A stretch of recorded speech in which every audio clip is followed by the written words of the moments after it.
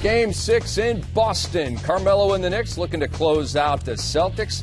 Paul Pierce, 35 years young, and Kevin Garnett, will be 37 later this month, trying to power the Celtics past the Knicks and force a Game 7 on Sunday. Here we go, and thud.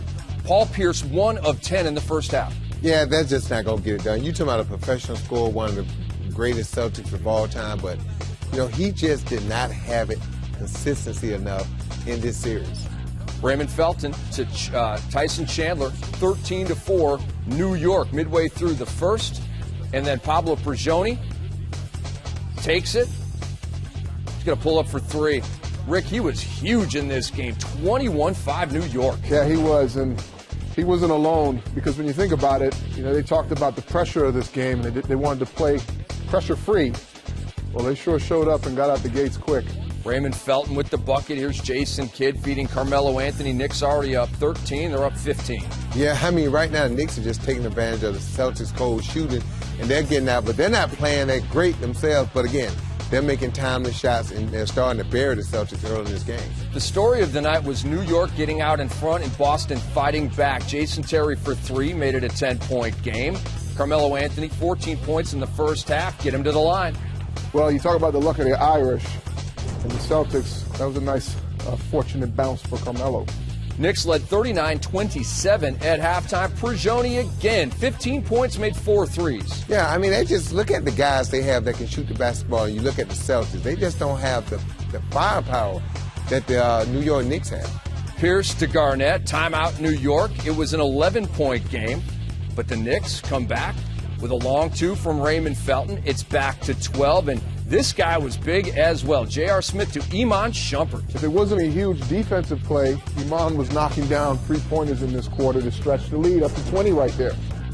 So we go to the fourth. Knicks looking to run away with this.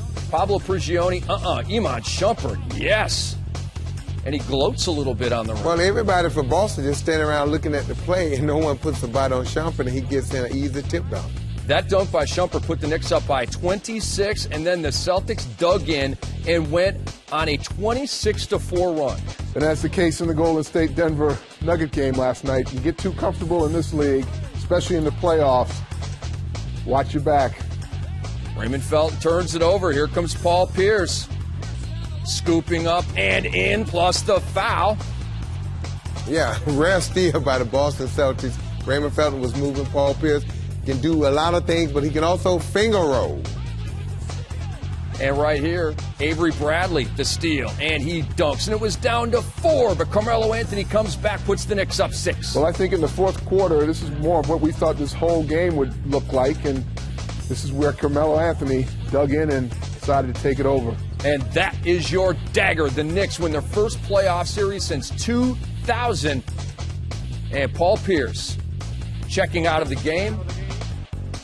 And you see the crowd bummed out, but still trying to let Paul hear it. And Kevin Garnett checking out for the final time this season as well. Getting some love from Doc Rivers on the way out. Yeah, those guys have given the Celtics everything they had. Unfortunately, they only was able to win 1 championship. They got 1, but again, the future, what's going to happen with the Boston Celtics? Paul Pierce, Kevin Garnett, even though Garnett has 2 years left on his deal, is he going to want to come back and go through the rebuilding process? Paul Pierce, there's a buyout and an option on his deal, so Celtics got some big decisions to make this offseason.